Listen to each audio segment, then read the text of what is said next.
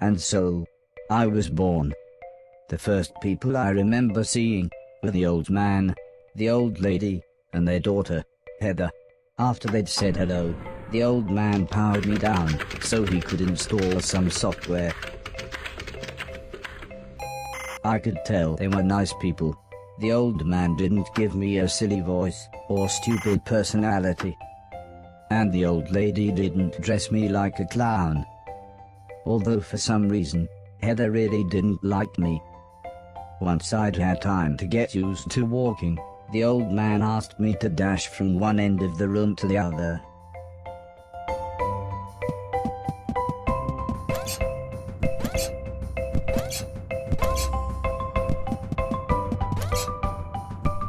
Next, the old man spent a couple of hours building some wooden platforms. He said he wanted me to jump up them, but I must admit, I was scared. It wasn't until I saw Heather and her mother happily climbing up them that I decided it might be okay.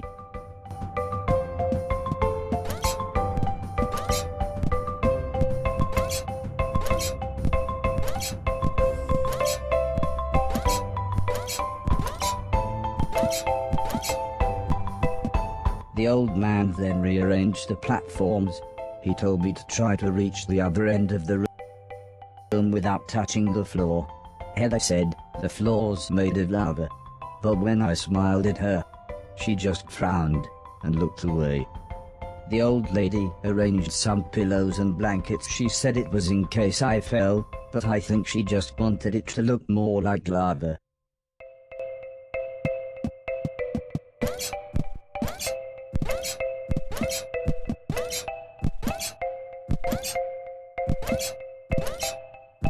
When I reached the other side, the old man just smiled and said, "That'll do, for now."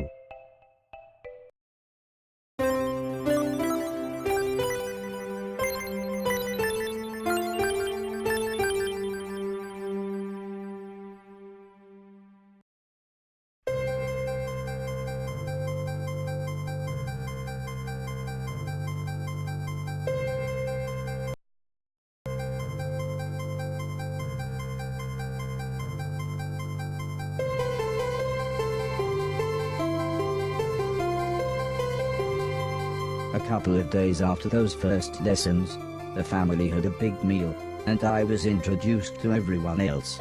The professor was the old man's brother. He was very quiet. and always seemed to just kind of stare at me.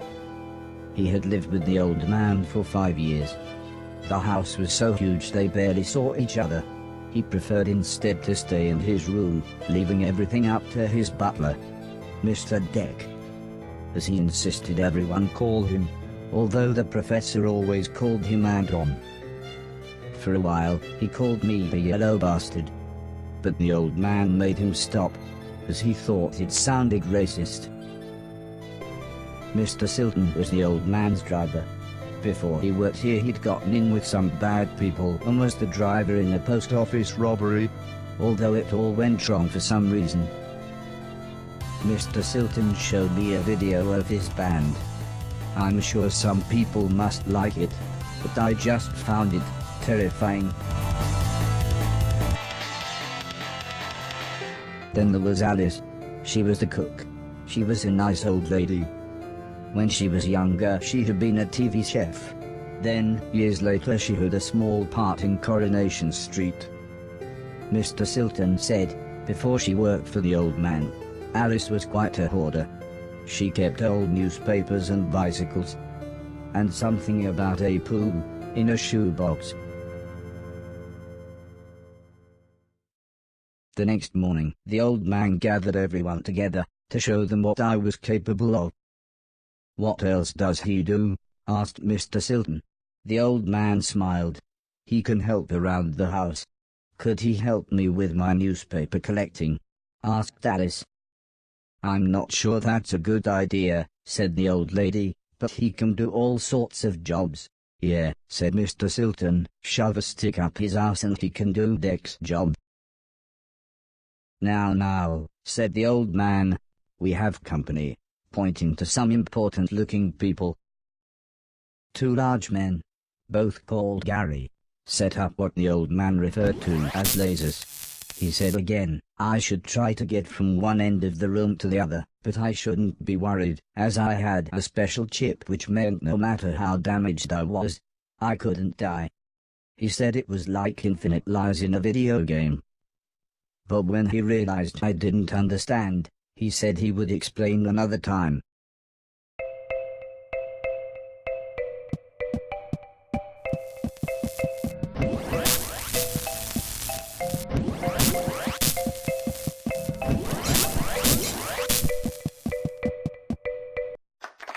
Everybody clapped, except the important-looking men.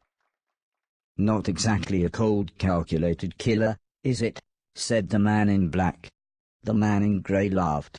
"What kind of artificial intelligence was that?" he asked. "Move right, unless there's something in the way." Okay, said the old man. He turned to me and whispered, "They're going to make it quite a bit tougher, but I'm sure you'll be fine."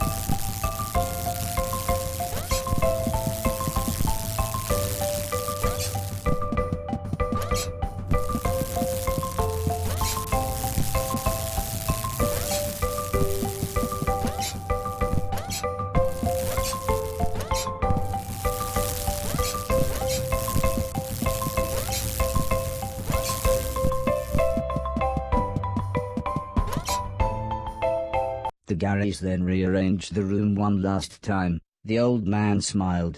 Now, there's no need to look so glum, he said. I'm still happy with everything you've done today. So this time, I was determined to do him proud.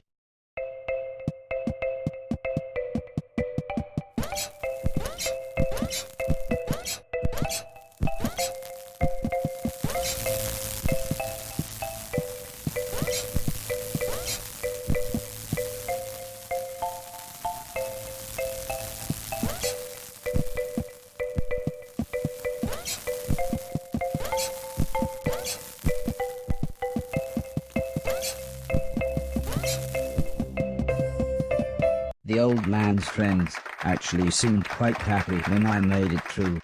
We might have a winner after all, said the man in black. It's no Killbot 3000, but you can almost see the fire in its eyes. A couple of days later, the old lady said she had a surprise for me, my own room. She also wanted to play me some music. I wasn't sure after what Mr. Silton had shown me.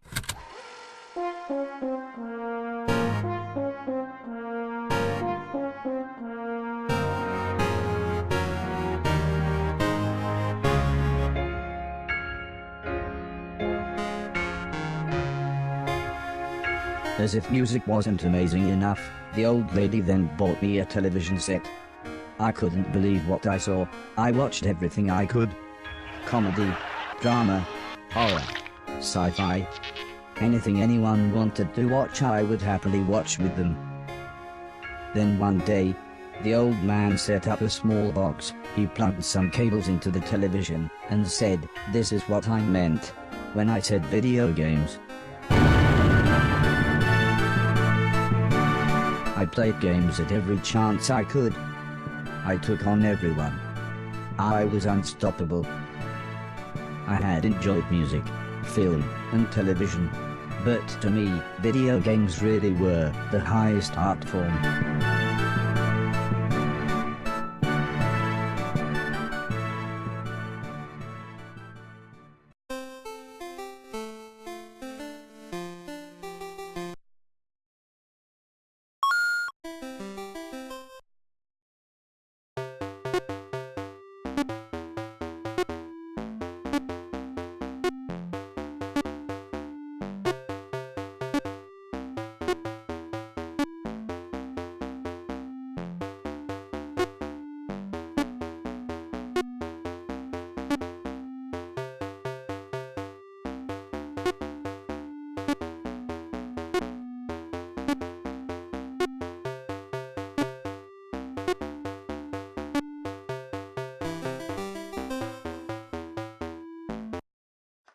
Heather's birthday was a couple of months later.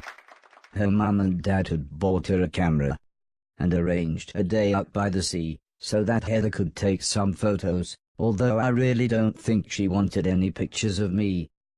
When the old man asked the professor if he wanted to go, he frowned and said, "I can't believe you want to spend time with that thing, it could destroy the world." I wasn't sure what he meant, but the old man just smiled and said, "That's what you said about the Game Boy. Anton, how about you?" "I don't think so," said Mr. Deck. "The last time I got in that car, Barry crashed us into a branch of Woolworths. I never would have gone into Woolworths of my own accord." The old man explained that the car was old and the brakes had failed, but Mr. Deck was having none of it. So Mr. Silton drove, and Alice came along for the fresh air.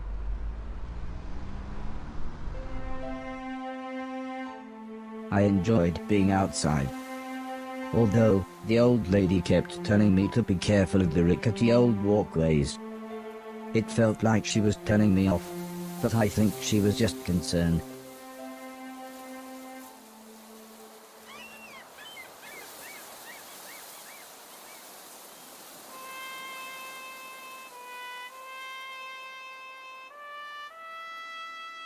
As the old man and I stood on the cliff tops, I could see something in the distance.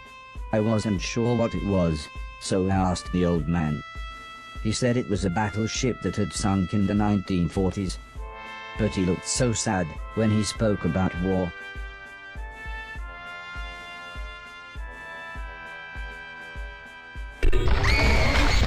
I didn't see what happened, but the metal platform Heather was climbing on had collapsed.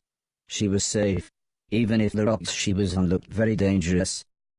The tide was rising, and we didn't know how long the Coast Guard was going to be, so I offered to climb down and get her. The old man agreed, but said I should be careful, as Heather doesn't have infinite lives, like I do.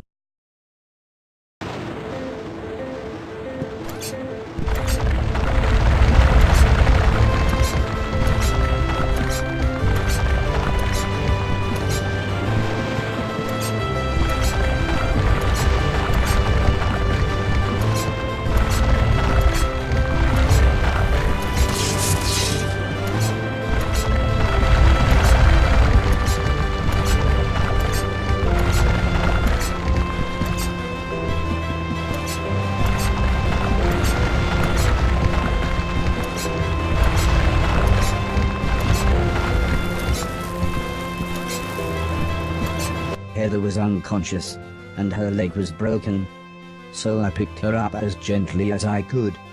I decided it would be best if I didn't run the rest of the way.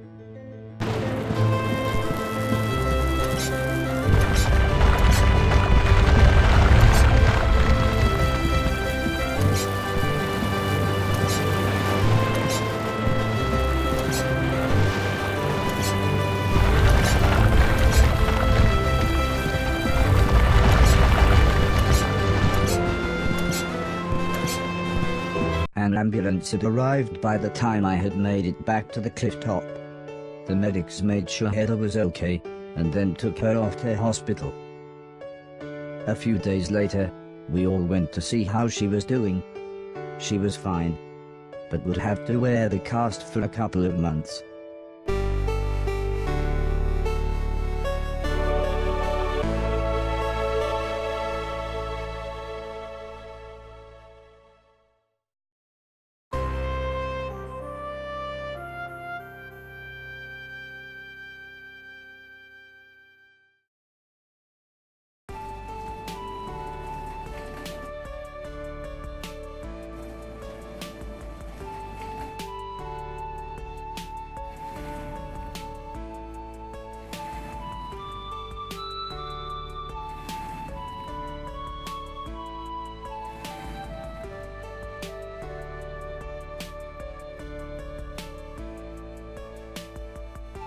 Once Heather got to know me, we became good friends.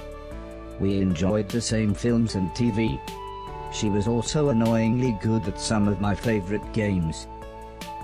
After a while, she became very interested in how I worked. Soon she knew as much about me as the old man did, if not more.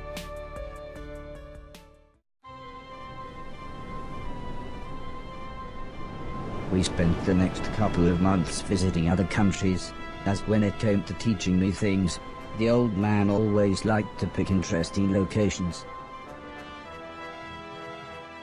He had explained the basics of mathematics to me at the Great Pyramid of Egypt. Taught me history in the dead of night, surrounded by mysterious giant stones. And even showed me science in action high up in a hot air balloon. This is why I was surprised when the old man took me to a restaurant. It was nice, but it seemed very somber compared to the previous grand locations. He said he just wanted to chat, and this was nice and quiet. Plus it was his favorite place to eat. We talked about life, the universe, Douglas Adams, everything really. When I asked him why were we here, why did we exist, he just smiled and said, "Life is like a game, just don't expect to be finished anytime soon." When I looked puzzled, he said, "Well, everyone should have a purpose." So I asked him, "What's my purpose?" He thought for a bit, then said, "So you want to be a real boy?" Which just confused me even more. Eventually the old man said, "For now, I want you to help clean things around the house." I must have looked unimpressed, as he then said, "Okay, I want you to clean 1,000,000 things."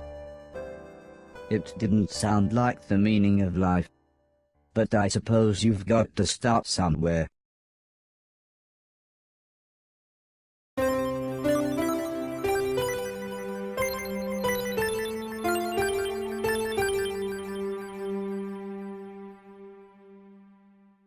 The next day, the old man said he wanted to install some more software, so he powered me down.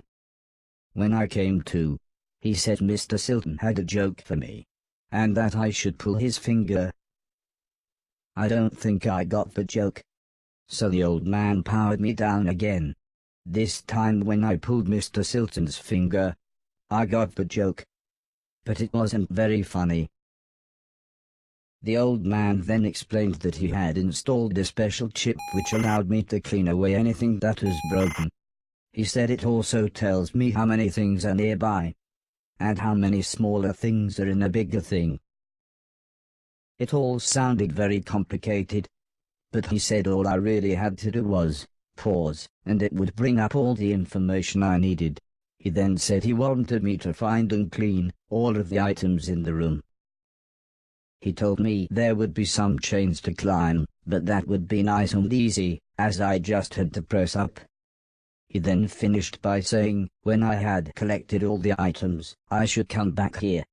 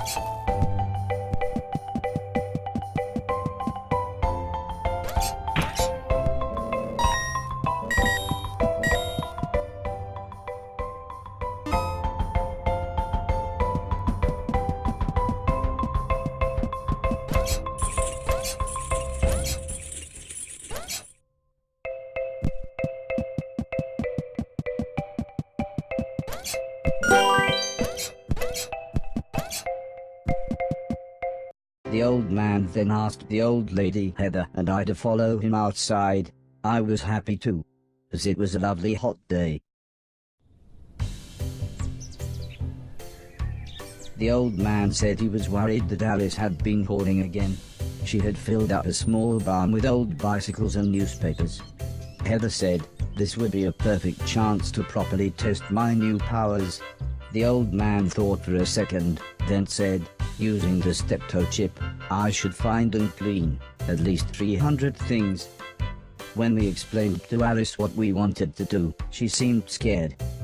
But after the old lady kindly explained that, well, the barn was starting to smell, she said it would be okay.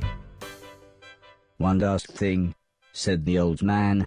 If you want to use a door, just push up. When I was about to enter the old barn, Mr. Silton said he had seen some mushrooms growing inside. He asked me to give him any that I found. He then winked, but I wasn't sure why.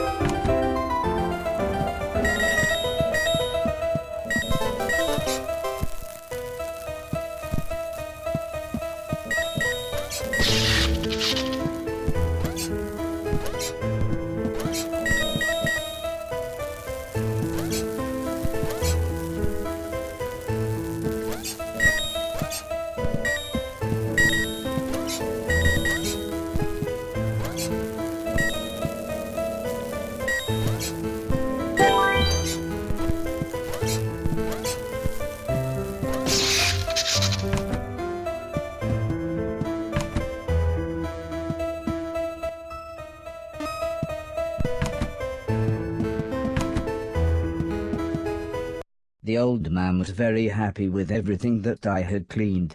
But I think Mr. Silton was even more happy with his mushrooms.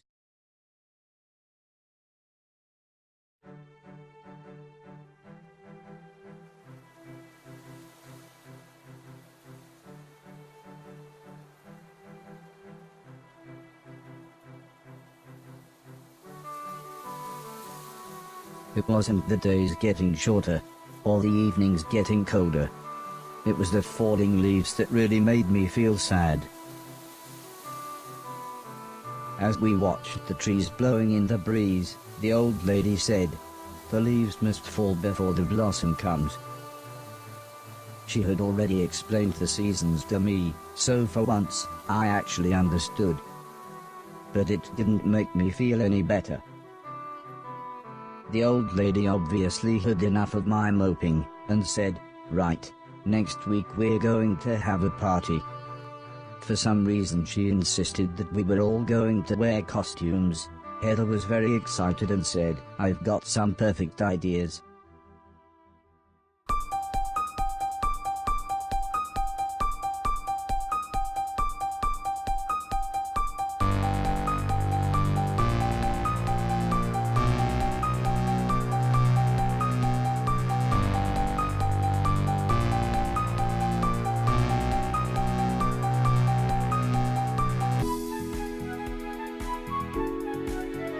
It was terrifying.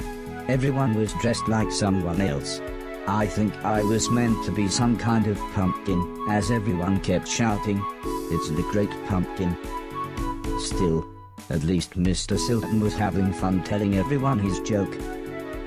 And I suppose Heather's costume was quite flattering. After what seemed like forever, everybody left, and things got back to normal. Heather was allowed to watch a scary film before she went to bed, but I had to help Alice and Mr. Deck clean up. I wasn't happy about this, but the old man said if I was quick, then I could watch the end of the film with them. Alice was vacuuming, and Mr. Deck was taking down the decorations, so I thought I should clean up the plates and glasses.